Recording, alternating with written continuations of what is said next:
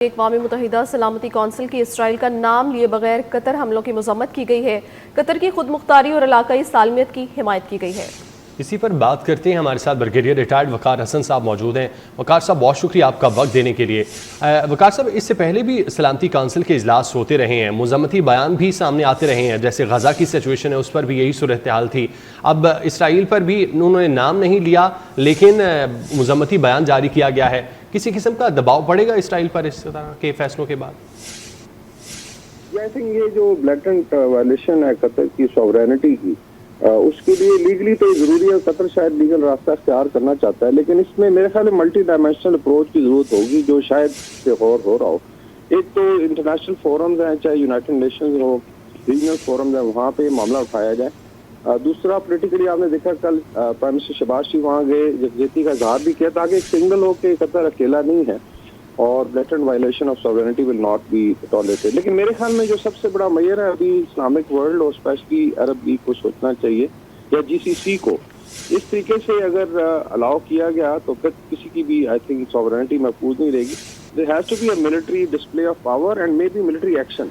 I will go up to this level, जिस तरह पाकिस्तान ने भारत को रोका था। जब तक आप इसके गुंडे के हाथ नहीं काटते ये चीजें तो रुकेंगी नहीं। कल देखें कहीं भी कोई फलस्तीनी फिर रहा हो, चाहे वो सऊदी अरेबिया है, टर्की है, पाकिस्तान है, तो इस बात पे सिर्फ मद्देनजर रखते हुए हमला कर दीजिए कि ये हमास के लोग हैं या वटेवर। और हमास को खुदा ना खासा टेररिस्ट ऑर्गेनाइजेशन नहीं है, वो एक लिबरेशन के लिए लड़ रहे हैं। तो एज अ फर्स्ट स्टेप तो ठीक है, बिकॉज इसमें अमेरिका भी शामिल है। बाय एंड लार्ज अमेरिका हमेशा वीटो कर देता था कि क्योंकि प्रेसिडेंट ट्रम्प को भी फील हुआ है कि नेतन्याहू ने उनकी जो भी एफर्ट थी पीस को, उसको भी सबटाज किया है। बाकी अंदर खाने क्या चल रहा था इस पर काफी चेमगोइयाँ हो रही हैं, ये कितनी कनाइवस थी यूनाइटेड स्टेट्स की। लेकिन मेरे ख्याल में एक बहुत बड़ा वेकनिंग कॉल है और दी अरब वर्ल्ड और स्पेशली जीसीसी ममालिक के लिए, जिन्होंने किसी हद तक अब्राहम अकॉर्ड का हिस्सा बनने पे भी आई थिंक एग्री किया और अमन को लेकर चले भी कि आपका जो है अल्टीमेटली दुश्मन जो है एक इजराइल है और एक भारत है। Should be very very clear. अच्छा सर, ये भी बताएगा कि इसराइल जब भी चाहता है वो किसी भी मुल्क पर हमला कर देता है।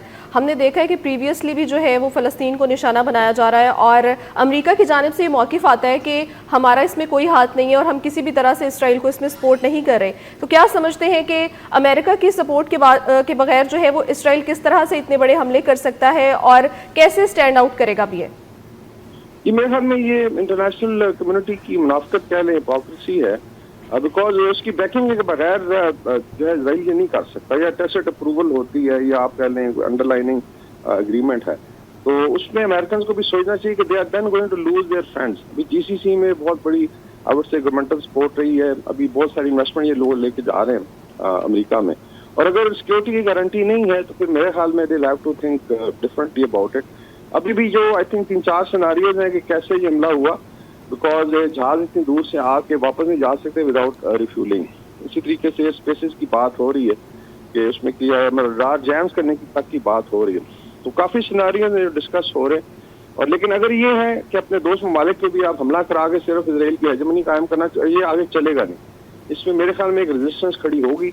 ऑलरेडी रियाद में इस्लामिक फोर्सेस का एक हेडक्वार्टर है जिनका आई वुड से पर्पज ये है किस तरह के एग्रेशन को रोका जाए या टेररिज्म को। तो ये तो स्टेट स्पॉन्सर टेररिज्म है। और मैं हमेशा कहता हूँ कि वेस्ट एशिया में गुंडा बैठा हुआ है नेतन्याहू और साउथ एशिया में मोदी, और दोनों के हाथ रोकने का टाइम आ गया। पाकिस्तान ने तो करके दिखा दिया, बाकी जो है अभी अरब वर्ल्ड शुड। सर, आप क्या समझते हैं कि हमने प्रीवियसली भी देखा है कि इस तरह के जब भी हमले किए जाते हैं किसी भी मुल्क पर तो उसकी भरपूर मजम्मत की जाती है। फ़लस्तीन पर भी हम पिछले 2 सालों से देख रहे हैं कि हर मुस्लिम ममालिक जो है वो इस पर आवाज़ उठा रहे हैं। क्या समझते हैं कि सिर्फ आवाज़ उठाना काफ़ी होगा? प्रैक्टिकल ग्राउंड्स पर आकर क्या क्या इक़दाम करने पड़ेंगे? आई थिंक वो सही किसी ने कहा था कि मजम्मत की बजाय मुरम्मत से ही काम चलेगा। बिकॉज देखिए, मजम्मत एक चले, आप कह लें कि डिप्लोमेटिकली आप एक एफर्ट कर सकते हैं, लेकिन उसके साथ जब तक प्रैक्टिकली या फिजिकली नहीं रोकते, जालिम का हाथ। और ये तो इस्लाम में भी है कि जितनी भी आपके अंदर इस्तेदाद है, और अगर जीसीसी ममालिक की अपनी मिलिट्री पावर देखें that is enormous in terms of weapon systems है, बड़ी मॉडर्न एयर फोर्सेज हैं, एयर डिफेंस सिस्टम है, और इवन अमेरिका की गारंटीज है। तो क्यों एयर डिफेंस सिस्टम फिर जो है डिटेक्ट नहीं कर सका? 10 से 15 जहाज आए हैं all the way from Israel. तो मेरे ख्याल में फिजिकल एक्शन के बगैर ये चीजें नहीं रुकेगी। और अगर ये न्यू नॉर्मल एक्सेप्ट कर लिया जाता है कि इजराइल कैन गेट अवे, फिर चीजें आगे बढ़ेंगी। फिर मे भी खुदा ना खास्ता कल मक्का मदीना पे अगर हमला हो तो फिर क्या करेंगे? फिर बैठ के मजमती करारदादें पास करेंगे, और यही चीज़ें उस तरफ नहीं जानी चाहिए।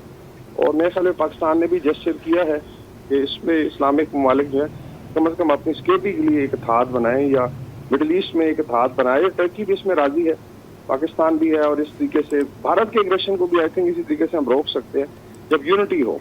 नेटो को देख लें। डेफिनेटली प्रैक्टिकल ग्राउंड्स पर भी इस पर एक्शंस लेना पड़ेंगे। हमारे साथ मौजूद थे ब्रिगेडियर रिटायर्ड वकार हसन, बहुत शुक्रिया।